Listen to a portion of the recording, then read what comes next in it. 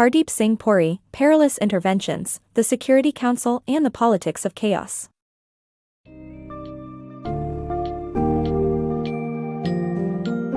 Embark on a critical exploration of the United Nations Security Council's (UNSC) involvement in handling global crises, as Hardeep Singh Puri's book, Perilous Interventions, the Security Council and the Politics of Chaos unfolds. Delve into the complexities surrounding the implementation of the Responsibility to Protect (R2P) doctrine, the motivations and consequences of the UNSC's interventions, and the influence of powerful nations' whims and interests. By analyzing events such as the invasion of Iraq in 2003, the Arab Spring, and conflicts in Libya, Syria, and Yemen, this summary provides a revealing insight into the unintended consequences and long-term fallout from these perilous interventions.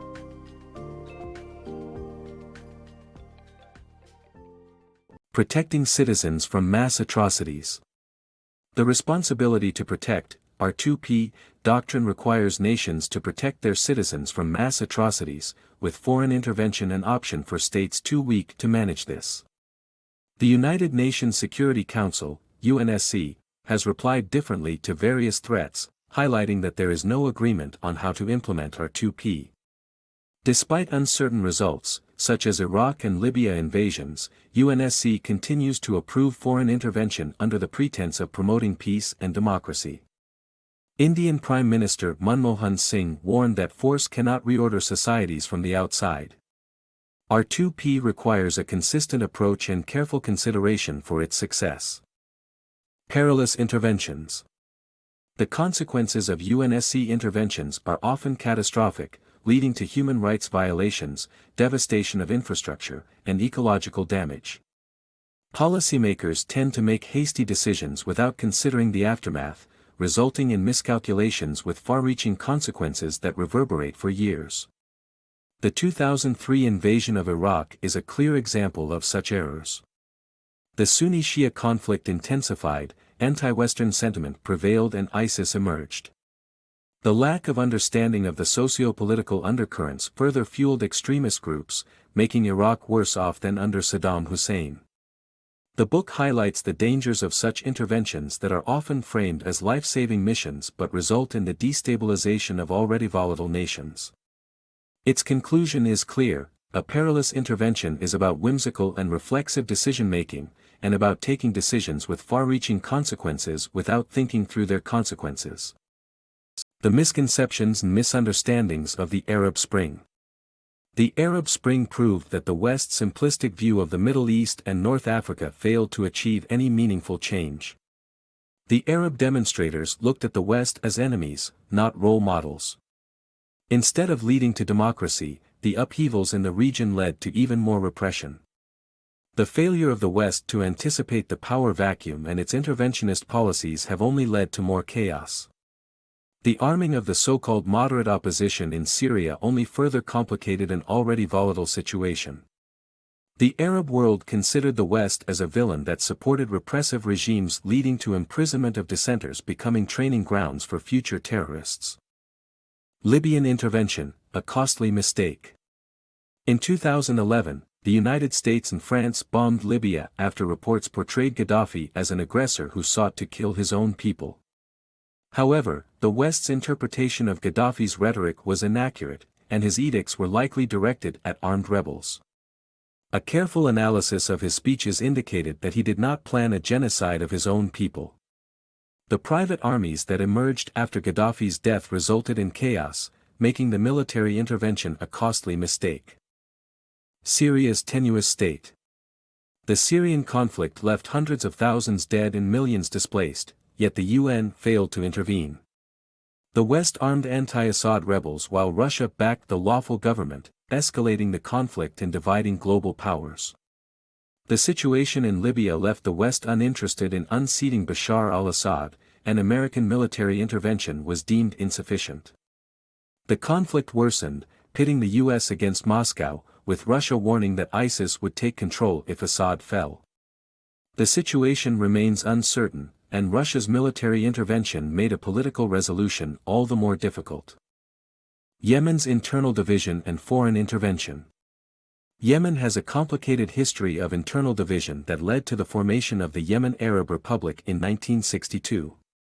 In 2004, the Zaidi Houthi movement emerged, spearheaded by Shia descendants of pre-1962 Yemeni kings.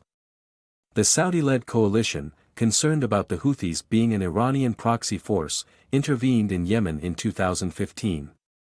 However, the claim that the Houthis are a proxy force of Iran is unfounded, as the Houthis' presence in Yemen predates any relationship with Iran. The Saudi-led coalition's actions in Yemen caused significant damage, including preventing the flow of humanitarian aid into the country, where tens of millions suffer from food and water shortages. To support their cause, the Saudis formed a coalition of troops from Pakistan, the United Arab Emirates, Qatar, and Senegal, and the U.S. lent support primarily to counter al-Qaeda.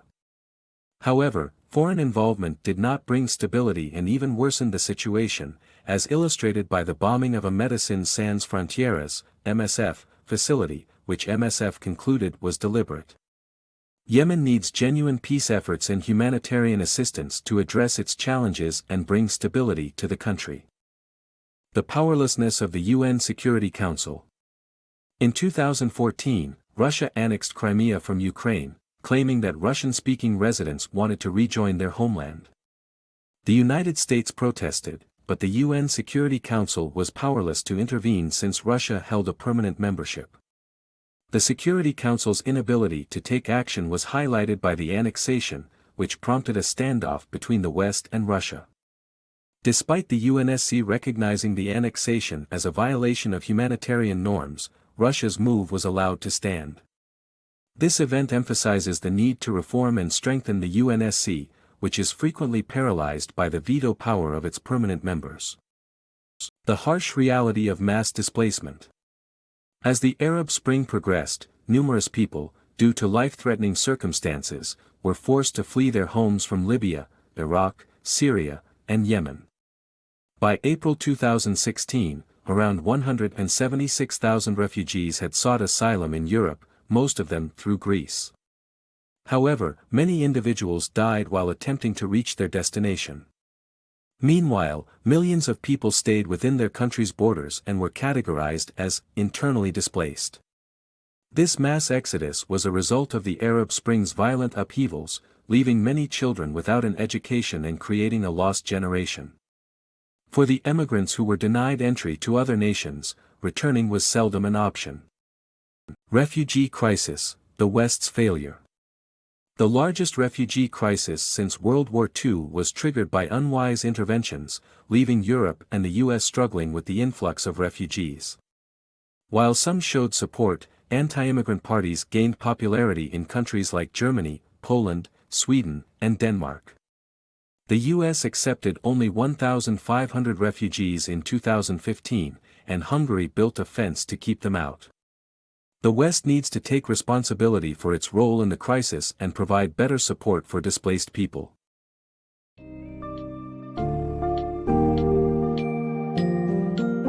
As we conclude our journey through the issues raised in Perilous Interventions, the Security Council and the politics of chaos, it becomes clear that the implementation of the responsibility to protect doctrine is far from straightforward. The inconsistent and often misguided actions of the United Nations Security Council in response to global crises often result in unpredictable, far-reaching consequences that exacerbate chaos, violence, and the suffering of civilians. It is essential to recognize and learn from past mistakes, and challenge the notion that foreign intervention and military force can unilaterally create lasting peace and stability.